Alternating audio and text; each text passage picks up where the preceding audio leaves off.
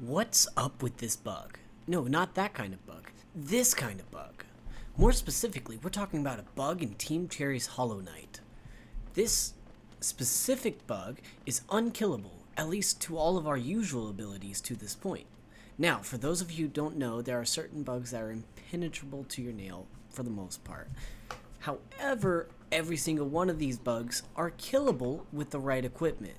That's right, we're talking about spells. Now, there are 3 spells available to us throughout all of Hollow Knight, and each of these spells can be upgraded. But these spells are all found after this specific fight. We need at minimum the Vengeful Spirit Fireball spell to move on from this area. But we have to defeat the boss that wields the unkillable bug to get there. By that time, the bug will have wandered off, never to be seen again. Now this only means that we have to skip past this boss. Speedrunners have been pulling off this skip constantly to skip a mostly unnecessary boss. Once skipped, there are other ways to get to the only place that killing it lets you get to. Now we're going to go through the skip to pick up our first spell. Once gotten, we'll move straight to Green Path to fight Hornet to get our dash. Next, we're going to want to get the Mantis Claw. Now while I was playing through, I was getting nostalgic and a little turned around of where I needed to go, so I ended up killing the Mantis Lords and exploring the Deep Nest. This took me pretty far off track. Finally, I remembered how to get to City of Tears without the city crest from the failed knight. From this point, our next goal is the second spell, Desperate Dive. Of all the spells at our disposal, this is the more powerful one that works for our needs. With this unkillable bug being on the ground, a slam into the ground is perfect, so we'll need to do our second skip. This one is called the Shade Skip. To do the skip, we need to die, quite literally. This skip is not even possible on the hardcore mode called Steel Soul. There's a specific spot here in the Forgotten Crossroads that puts our shade perfectly next to Salubra's hut. The idea of the skip is simple. Using our shade, we will draw it close to the wall next to Salubra's hut, jump off the wall, pogoing at the perfect time to get the height needed to make it to the ledge. From here, we cross the Blue Lake and make it to the elevator that will take us down to the city tower above King's Crossing. This gives us access to the entirety of City of Tears. At this point, we need to get to the Soul Sanctum, beat the Soul Master, and retrieve our spell. Now at this point, I didn't want to chance this not killing the bug and getting away, so I decided we would get the upgraded spell, and the only charm in the game to make it do more damage. The charm was the easy part. We just needed to save up 220 Geo and head to Salubra's charm shop. Now, all that was needed was to head to Sly's shop. Wait, where's Sly? It seems I forgot to free him in all this time doing skips right next to him. Now with Sly freed, we'll buy the Lumafly Lantern and head back to Crystal Peak.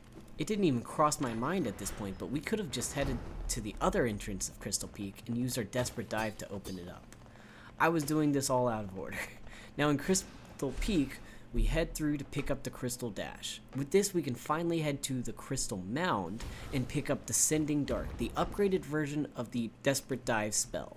Now we're ready to take on the unkillable bug.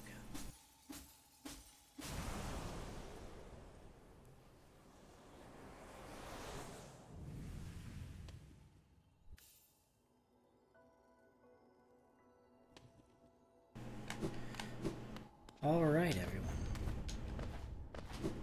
I have made it pretty far with getting Descending Dark. Paired with Shaman Stone is the hardest hitting spell. I forgot about that. Alright, cool.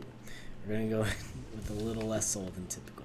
But there's this spot over here that's held up by wood planks. Cool.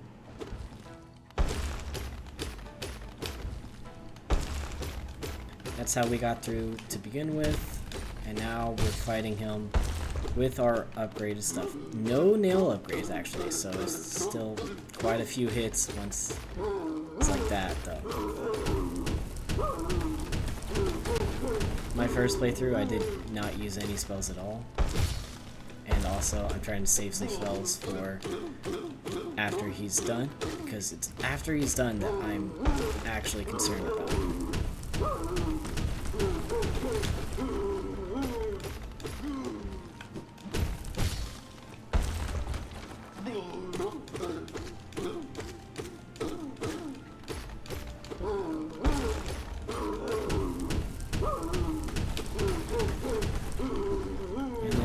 walls through the floor. Cool.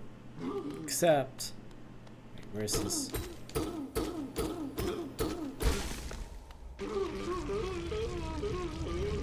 Where's the... There it is. Okay, it's after the explosion.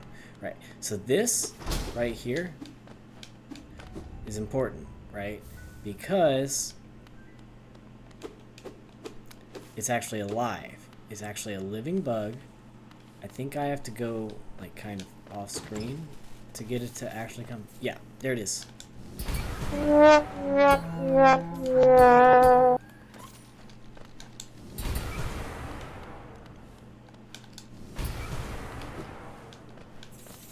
there you have it. You can't actually kill it. Damn. I was really hoping that would do something.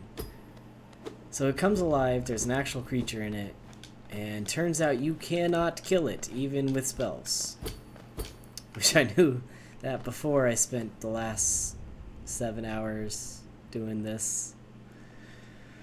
Alright, well, hope you guys enjoyed this little short, because this is definitely going to be cut down to a short. But yeah, let me know what you think, how you feel, and we'll get you in the next video. Bye. Stay skeptical.